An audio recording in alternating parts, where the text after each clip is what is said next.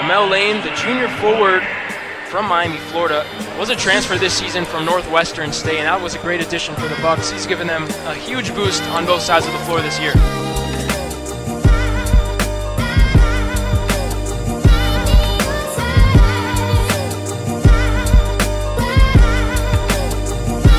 McCount able to control it. Jimel Lane in transition, hop step, right hand layup, it's good.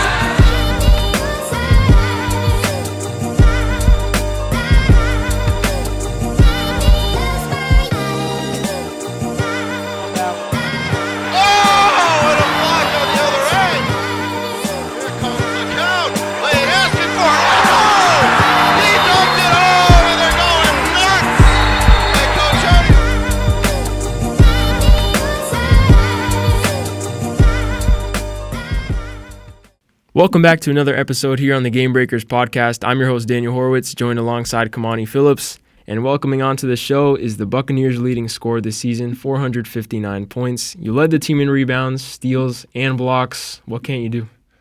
Hey, man, I'm just... The assists, you have to pass the ball more. Nah, I do. I just try to, and contribute as many ways as I can on the court, offensively, defensively. Being a leader, not just scoring-wise, but, as a teammate, I definitely gotta, lift my guys up, too. So why don't you give a quick introduction, where you're from, how you got into basketball? I'm from Miami, down south from Richmond Heights, Florida.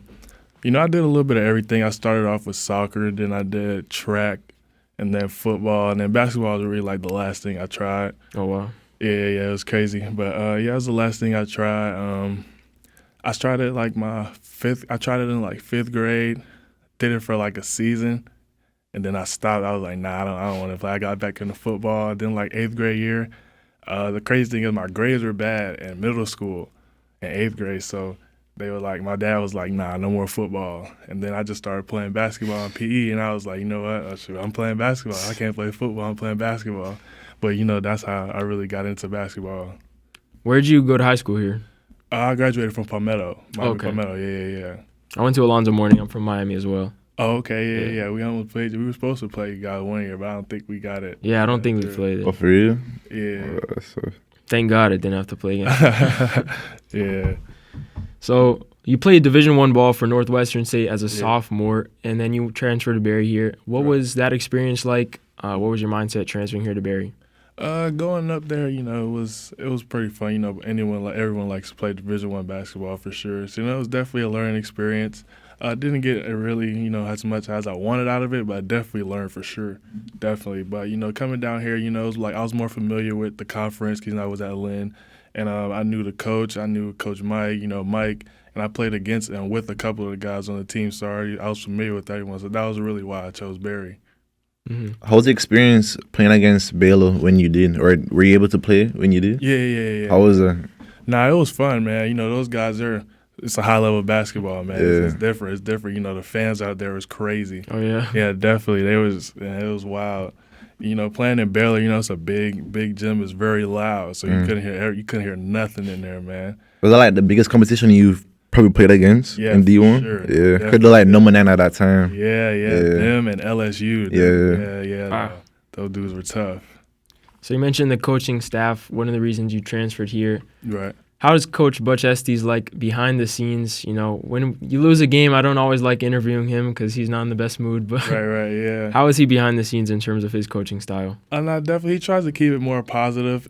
Keeps it short, sweet. Kind of keeps it positive, uplifting. So we're not in there, just getting down and beating ourselves up. Yeah. So he definitely tries to keep it, very positive and uplifting. And how do you manage being aggressive with your shot selection? Because sometimes it looks like you got the green light out there, but there's also times where you have to, play within the offense and feed other people. So how do you manage being aggressive and facilitating for your teammates? Right. Definitely, I think I see it as, if I feel like I'm getting over aggressive, forcing stuff, that's when I know I have to, cut back, get my teammates involved, let the stuff play out on its own. But, sometimes it's just like, it's just the competitor in me that's like, you gotta make it happen. But, yeah, that's really what it is, nothing personal. Yeah, there'd be times in the second half where it's like offense is just, okay, feed Jimel and see what happens. Yeah. That's primarily when person's hot. You know, we do that to everybody. If Gabe's going, Malik's going, Mike's going, you know, we just got to get them all. If we got a hot hand, we got to ride the hot hand. So what are some of your favorite plays or sets on the offensive end? You ran a lot of post-up situations, but are there any sets that you like to score off of? I really do like the post up and the mid post for sure. I feel like I do get a lot of success down in the mid post. That's where I feel more comfortable. But, you know, just been this offseason, just expanding my game, putting myself outside my comfort zone, you know, so I could become a more overall player for sure. Right. You talked about Lynn in your freshman year, Right. and talking about your shot selection too. Was it a coincidence that you got your not career high, but your season high against them when you dropped 27 points? Right. Or like, was it just like all natural? It was a coincidence that, you know? Right. You tell me. Nah, I mean, you know, I when I was at Lynn, you know, I used to put up thousands of shots at Alpha. So, you know, it was really just like, it felt like another night in there, you know. I feel Shot was feeling good, so I was like, hey, man, I just got to keep letting it fly.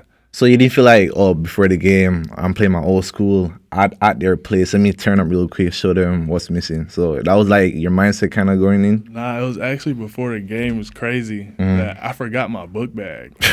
So I went to the game with like just my loop. So I just had my undershirt and my tights on the loop and my socks. And then I was just like, yo, how did I forget my bag? Oh my God. I just had my shoes. That was it. And I didn't even have an undershirt either, actually. I just played it. I was like, man, I wasn't even focused on the game. I was like, how did I like leave my stuff? But then, you know, once I started flowing, I was like, oh man, I'm having a good game. I just gotta keep it going. So what are some things you look for when you're attacking? Like when you get out to an early start and you're having a good start on the offensive end, how do you know that this is going to be a good game or that there's certain weaknesses you can exploit from the opponent? Definitely, I think when the energy is flowing with the team and the crowd, I think that's definitely where I shine at most. I think, you know, when we get picked up and hype and energy, everybody rides off that energy, and then we could just, it's not just me scoring. Everybody's out there having fun and, you know, just making it an exciting game. Talking about the energy, I was waiting to ask you this. Talk to me about the sequence against University of Tampa this year. Had the putback dunk on one end, reject a shot, and then run the floor for an alley-oop. What was going through your mind? I mean, that was incredible. Man, I honestly, it was just, I was just trying to make it happen. You know, I didn't even try to get the block. I was just like, man, let me see if I could get it, and I got it. And then the crazy thing about the lob, man, Sammy thought it was for him. Yeah, and I was you dunked on him. Yeah, I was like, man, that was crazy. Because I threw my hand up, and he thought it was for him. I was like, nah, that was wild. But I've never done nothing like that in my life, man. That was crazy. That was probably the best thing I've done in my basketball career for sure. Yeah, after you blocked that shot and you guys got out in transition, I'm like, oh, he's got to throw this one up. I was like, nah, that's crazy if he does. He threw it. I was like, oh, yeah, it got to go down. Because that wasn't the beginning of the game. That was like well into the first half, I think, right? Yeah. It was in the first half. So, I mean, your legs aren't dead, but they're not necessarily fresh. Right, like, yeah, exactly. Is that hard for you just getting up that high on possession after possession, or is that something that comes naturally? I think it's the momentum of the game. I think like once the adrenaline gets going, you know, it's just right. going on from there. I just see just a full head of steam. I could just keep going. Once I stop though, then it's gonna be hard to get back going. Yeah. Yeah, that was probably the best sequence I've seen watching basketball in a long time. Yeah, that was crazy. So during practice, 'cause I know that Coach Bush, he likes to run plays a lot in practice. How often you guys, you know, transfer those practices into real life basketball when you guys are playing, and how effective is it on offensively and the defensive end? Right. So when we're in practice, you know, we go over the sets like full speed. So we got our defense, our second team guarding it, and then we're coming back, we're guarding the second team, and you know, it's just, you know, we just get each other better off running the plays, getting more familiar with the spots and where we're supposed to do, how to get each other open and stuff like that. And, you know, defensively, you know, it's just, you know, everybody on the team's good. Everybody can handle their own. So it's like we're competing day to day, and, you know, it's like it's making each other better at the end of the day. So, and after the games, do you guys watch film the day after, and do you guys watch it like up at the top, or you guys be practicing at the same time down on the court? It depends. It depends on how the game went. So normally we'll either do it like the day after the game, and then we'll practice, or we'll practice first and then watch film after the game. But we'll definitely do it the day after the game for sure. What does a full practice day look like in between games, whether it's in the weight room, on the court, or you go through scouting reports for opponents? What does that look like? So really on a normal day, on a game day, we would, you know, We would go shoot around in the mornings around like 10, 11. Go eat before they close at Mama Jenny's. We'll eat at Mama Jenny's around like 3. Yeah, like 2:30, 3-ish. And then we'll come back. We'll chill for a little bit, say like an hour and a half, and then we'll go start getting ready. We'll watch like the second quarter of the women's game, and then we'll go do a lift, a activation lift with James before the game, and then after that we warm up and get playing. There you go. But yeah, on a regular day though, we'll have a lift probably around like 2:30, 3-ish, and then practice right after. Just keep the blood flowing. So. Yeah, that's what it really is. Pro weights is just like a warm up for us in practice. Yeah. You guys be lifting heavy, like on a normal, or? No, I say we lift heavy majority of the time. Yeah. But like if we have like Pre-game. a game or something and stuff like that, it'll just be activation. It'll be no weight, more explosive. Stuff like that. Are you doing plyometrics or? Yeah. What's the key to the balance? Is that just natural athleticism or a mix of both? I mean, you have to put down the alarm, bro. Nah, I would say I got it from track, man. Basically, really? Yeah, I used to do a lot of long jump, high jump, triple jump. True. So we had I did a lot of quad workouts, calf workouts. So and then once I got to 8th grade, I was with a Vertimax. I did a Vertimax, like I was on it every Friday for a little minute. So it took a lot of work. It wasn't just a overnight thing. Yeah, you got to get on that. You be using tires sometimes to jump too, or? I be doing that in Jamaica too. Yeah, and the box jumps. Box jumps help too.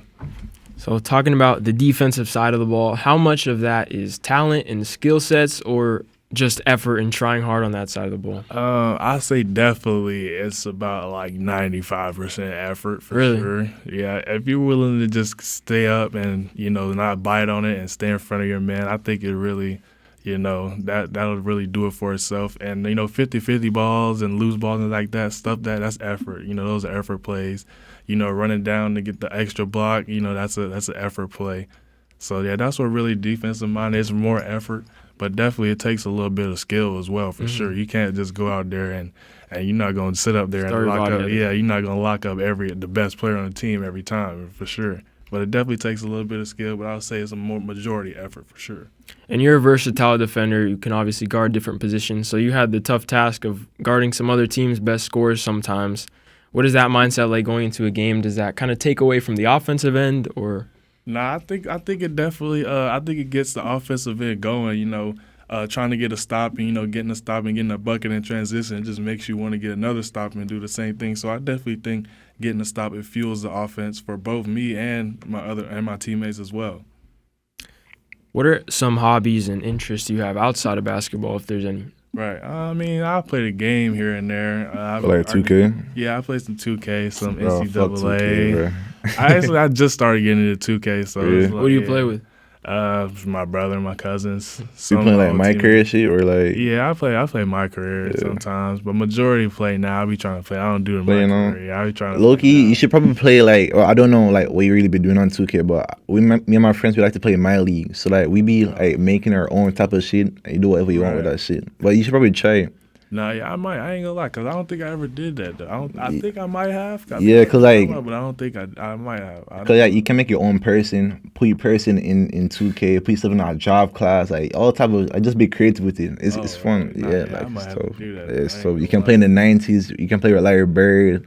Oh yeah. All type of shit. Gotta do that. Definitely gotta. I didn't even buy the new 2K. Was it 25? Yeah, it's 25. Yeah, I still only have 24. I love playing my league with my friends because you can't just dead ass just do anything you want for real. Yeah, I say I'm not gonna get 2K every year. And I end up getting it. Yeah, that's what happens. For real, bro.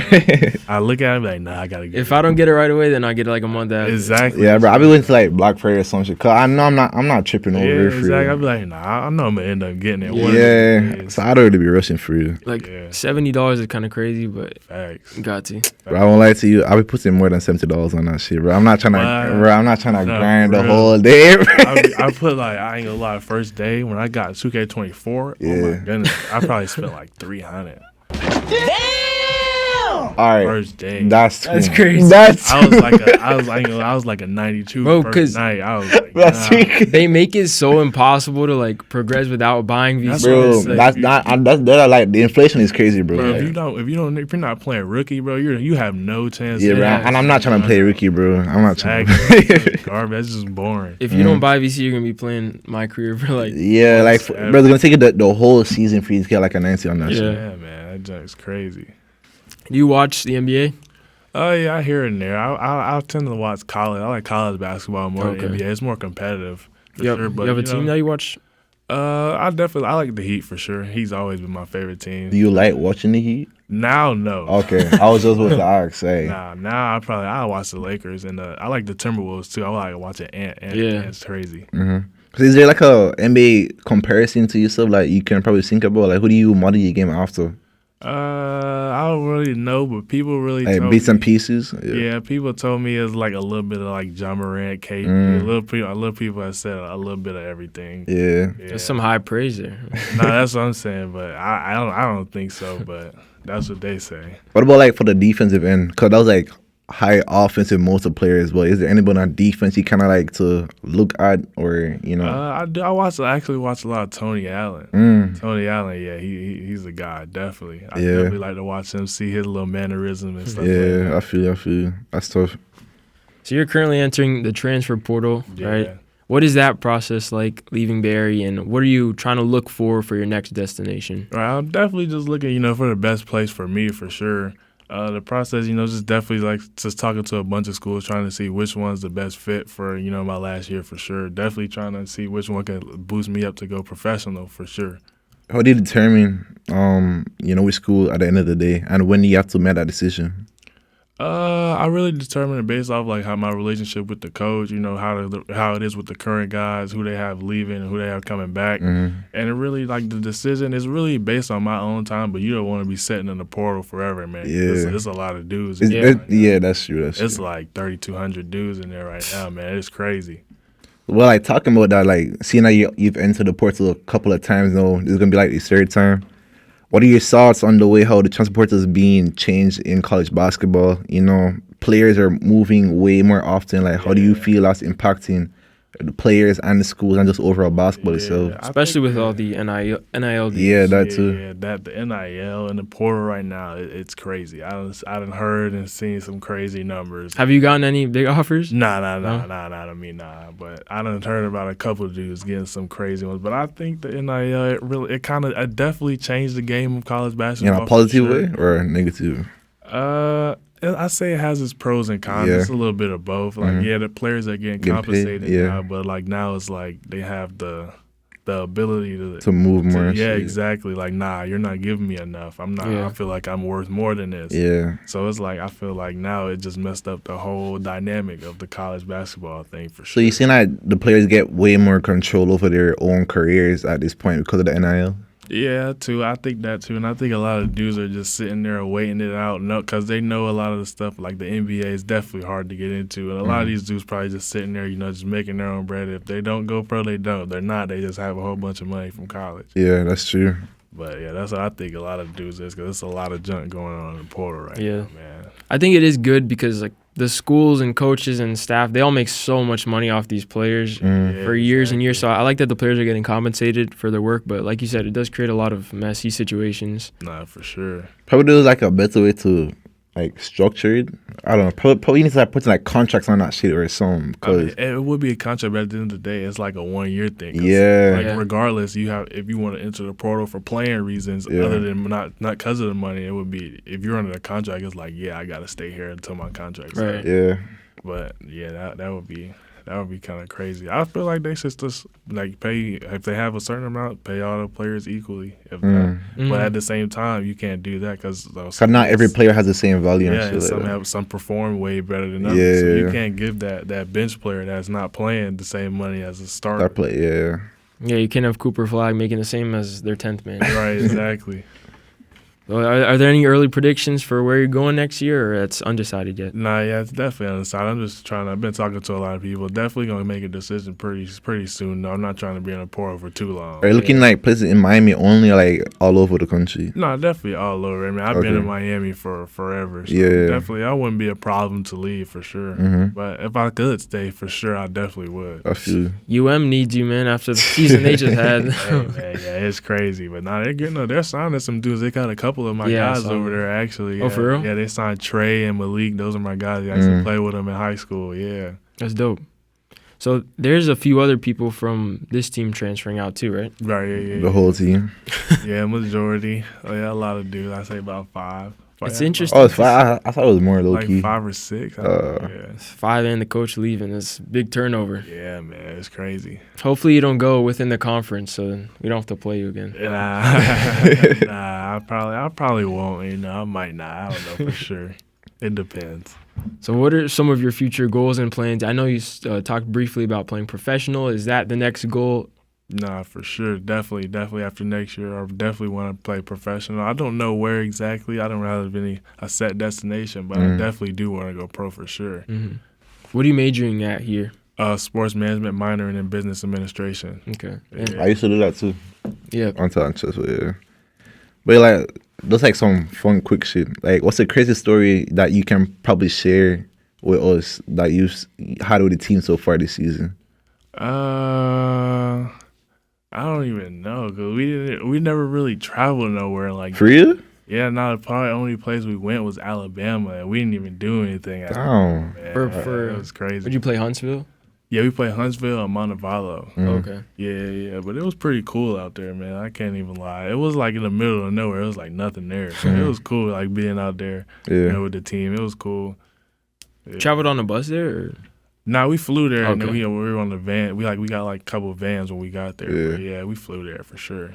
And that was the only place you really traveled to? Or? Yeah, that was the only. That's place okay we- crazy still. Yeah. I saw you guys travel more, but yeah. Nah, we did because at Northwestern State, man, we were traveling. Yeah. Man, we was never. Once the season started, we were never in Louisiana. Like it was crazy. How did school work then? The online classes? Yeah, Quote unquote online Yeah, classes? our classes, like all our work would be due on Sundays. So we have all week to do our work, and then after that, we would just travel. Like we'd be in the middle of the week traveling. We're leaving like a Wednesday, coming back on like Friday, leaving again on Saturday. That's crazy. So you feel like it's kind of easier to like manage schoolwork and basketball here? Yeah, definitely. As long it's just like applying yourself. It's not really. It's like if you just be able to lock in and and commit to this during that time, then basketball is always gonna be. You still be taking online classes or more in person? Nah, I do in person. All of them are in person? Yeah, all in person, but I definitely like the online thing. Yeah, I feel you. Sure. Do you have like a pre-game ritual or like a favorite song or a snack that you like to eat before the game? Nah, but I like to listen to like some. I like to listen to old school R&B music. Like who? Shoot, it's just a bunch of them. Shoot, a lot of people like I listen to Leah. Really? Yeah, I listen to a lot of people. All right, I love Aaliyah still. Yeah, Leah is crazy. Yeah. I listen to who else? Kim's, TLC, a lot of people. Yeah. Who's your favorite artist right now? Man, I listen to so much. I feel it's crazy. It used to be YoungBoy though. I used to listen to YoungBoy like all the time. Like up in high school, like literally all I listened to was YoungBoy in high school. It was crazy. That was a pregame music? Yeah, for sure. It was the everything music. I listened to every YoungBoy doing everything. It was wild. You got any more questions? Yeah, I just want to know. So, knowing that Coach Butch, announced that he's, done with Barry right now, basically. How did he tell you guys, and when did you find out? Did you find out before everybody else, or, and how did you and the whole group chat react to that situation? Right. So we had runs like right before.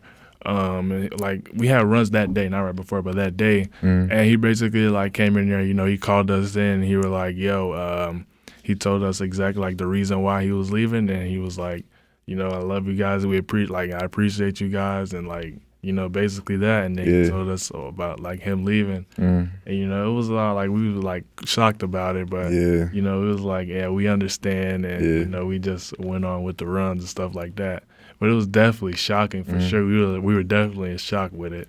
I know that most of you guys probably reacted in a negative way, talking about all this transfer portal stuff. But like, do you guys talk personally as a group about the situation? Yeah, definitely. I think some of the guys just want to see who they bring in next year because I know a lot of them. I think there's definitely their scholarships will still be cool if they stay for sure. But I definitely told them like they should still like out like they could come back regardless. But definitely they should like see if they. Just in case, if it's a different coach, you just never know about the situation for sure. Yeah, it's good to keep the door open. Yeah, exactly. Because I'm like, y'all guaranteed to come back. Like, so y'all should definitely just test it anyways just to see. Right. And if you see something you like, okay. If you don't, you stay here. Yeah, because like knowing that you have like a good amount of experience with transport portal, you kind of just gave them advice about it and stuff like that. Right, yeah. I was just really just giving them advice. Like, I was just telling them how to navigate it for sure. Yeah. Was it hard when you first got here, to kind of mesh with some of the players here? Or, like, was it just all natural to begin with? Yeah, it's definitely all natural. But, like I said, I knew majority of them. Like, I played I knew me and Mike played on the same team before. I played against Adrian in high school. I played against Gabe in high school. I played against Malik when I was at Lynn, Malik and OT, so I was pretty familiar with everybody already. And then when I played with Mike, his dad was coaching us, so I was already familiar with that. So that's why I really chose him. That's tough. Mike played at your high school or like AAU? It was both AAU and high school, What AAU club did you play for? We played for Rams. It was a team his dad made, and he's had a bunch of dudes like that dude Malik that's at UM right now. He signed to go to. He played with that AAU team too. Oh, for real? Yeah, we were a pretty good team. We played. Majority of our games were in DS. It was during COVID. It was at DS Sportsplex up in Deerfield Beach. I know where that's at. Yeah, man. We went in there. We was crazy. We didn't lose a game in there. We went like from the time I played my first game with them till the last game. We went like 120-0. How? Hold on, bro. How? Like, we never lost a game in there. Yeah, we played it. That's crazy. Did you have to play with like masks on? Nah, during COVID, no? Nah, we didn't. Nah, but they had some teams that did. Yeah, we didn't. Yeah, but it was just because if you wanted to, it wasn't like a requirement. Yeah, that period was crazy. I remember there was a lot of teams doing that. Yeah, it was crazy, but I was still playing, and during COVID too, I was traveling everywhere. Man, it was wild. 102-0. That's crazy. Yeah, it was great. Yeah, we would shoot. That was crazy. We would play like I'd say like 20 to 30 games a week. Like it was crazy. It was crazy. Nah, bro, that's not normal. I remember one. I would play like 3 games a week, bro. 20 to 30. We played like one tournament. We played 2 tournaments in one. Like we played, it was a showcase and like the actual. So how many games a day? First day we played like 5 games. Damn. Because the showcase was 3 games, and on the tournament, the day 1 you played 2. And each game is how long? Like 12 a quarter? Or? Nah, it was 20-minute. It was 20-minute halves? Yeah, so each game was 20-minute halves, and we played 5 games back to back. God. Back to back, and we beat each team by a margin of 30. That's wild. Yeah, it was crazy. It was crazy. That's some real commitment shit, right? That's some mentally genius stuff too. Like, yeah. Nah, yeah, it was crazy. We went to that year. We went up going to the same school. We went to Matter, and we ended up going to state that year. We lost 3 games. We were like 23-3, I think. Yeah, we ended up losing the finals. So, is there any like big competition you guys like met or anybody? Nah, yeah, we lost in the finals to Walter Clayton actually. Oh, really? Yeah, it was crazy. Down. Yeah, his team was crazy. They were Bartow. They was some nice. Did you watch the finals for the NCAA? Yeah, I did, man. Bro, what you think about that last position, bro? Clayton went insane during this tournament. It's crazy because it's wild too. Because the dude from Houston, 21, I played with him in high school as well. Oh, he was sharp. Yeah. So I was like, nah, that's crazy. I think the possession before it was 1-on-3. He tried to do too much. Yeah, tried to be the hero. Yeah, but it was like and then the second one I feel like he should have just shot it. Yeah, like not getting that shot off, like that's the worst thing that could possibly happen. Exactly. Like if anything, you just get it. Just up shoot there. it. Yeah, just shoot it. Yeah. But nah, that was the worst thing he could have did. Yeah. Yeah, it was that possession before though, like you said. Yeah, that started it for sure. But I think he was definitely should have shot that one. Did you have your own bracket for March Madness? I did. Did you get blown up like immediately? Nah, it did when McNeese beat Clemson. But Yeah, it that was one hurt. crazy. After that, my bracket was literally perfect. Oh, wow. It Really? was perfect until McNeese beat Clemson. Like that first day, it messed it up. But everything else after that was green. Bro, it was me for me, and then we had His was done after the first game of the bro. tournament. I was, bro. He picked Louisville over Creighton. And, Oh nah, that's crazy. and he had Louisville going to the like Elite Eight or something. Nah, bro. I had Louisville going on like a D pass run. Nah, I wasn't going. Nah. I had Florida though, but I feel like if mine would have went through with the McNeese, I feel like it would. Yeah. Yeah. I thought Duke was going to win, but they sold against Houston. Yeah, that one was crazy. That game was crazy. Duke, I thought Duke, once I seen them play actually, because I hadn't seen a Duke game until they played in the Elite Eight. Oh, for real? I was like, wow. This Yeah. shit was, I was like, nah. They've got like 4 or 5 NBA There guys. were like 6 and like 5 of them gonna be in the first round too. Exactly. So I'm like, man, how they not doing this? It's Yeah. crazy. Once they played, I was like, nah, this is crazy. Houston just got it like that. Mm. But then I was like, but I said I had Florida since the beginning for sure. Yeah, Clayton, like, at the end of the games, he just kept hitting those contested threes off the dribble. I'm like, Some how does he tough-ass keep shots, doing? too. Yeah. Yeah. Exactly. I'm like, nah, this is crazy. Like, I thought eventually they would fall off and lose because he was going to start missing shots, but he just Right. kept going the whole tournament. Yeah, I think it was the Michigan State game where he just came and hit those crazy. I'm like, yo, what is this guy doing, bro? I'm in there like, yo, what is he shooting? I'm like, never mind. Yeah. But you can't say nothing if it go in. Yeah, for real. So it's Can you- like, Can you relate to that at all? I mean, those tough off the dribble threes. I see you taking sometimes side steps or pull ups. Nah, Like, yeah. when do you know that shot can fall? I mean, I just shoot it with confidence. You know, I just shoot everyone like I know it's going in. Even when I think it's going off, I just be like, yeah, pull it's it. going in. But it's just like a confidence thing, especially if you're shooting deeper and like contested shots. Yeah. It definitely relies on confidence for sure. Because I done shot a lot in high school, man. It was crazy. High school was worse. High school was definitely worse. I was pulling no jab. I was no dribble threes, sized up, contested in my face. I'm just shooting them out. I was hitting them too, but it was just like it was crazy. Ultimate green light. Bro, I used to High practice school, half yeah. court shots. Used to practice half court shots. And then I like one time I asked my coach, like, coach, if I'm able to make this amount out of 10, can I shoot half court shots? He's like, all right, bet. He told me 2 out of 10. And I made more than 2 out of 10. I'm like, bet. Next game I pull up half court. No. Oh my goodness, Valentine! No. Whoa, no! You made it. Nah, pulling up half court in game is wild. Nah.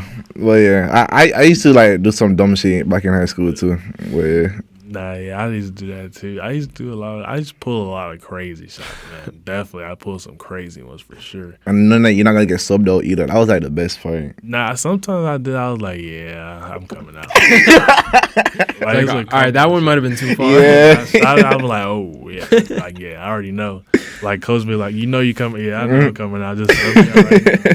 That's You it, don't man. even got to tell me. Exactly. But like that's just the culture of basketball. Yeah, bro. That's like the best relationship to have with your coach. Like, just straight yeah. up. I'll just come out, coach. I already know. Nah, for real. But were you the number one option on your high school team? Nah, yeah, for So- sure. There's some leeway there. Nah, yeah. Not that one. The hype, especially in my senior year. Yeah. Senior year was crazy. Yeah. Yeah. Senior year was crazy. But that's it for me, though. Like, this was a good talk. Yep. No more questions for me, but gonna miss commentating games with you playing here at Barry next season. But Yeah, man. do I'm wish definitely you- gonna miss it. yeah, do wish you good luck wherever you go. I know you're gonna do great. Thank you. Good luck for that in the future, playing professionally.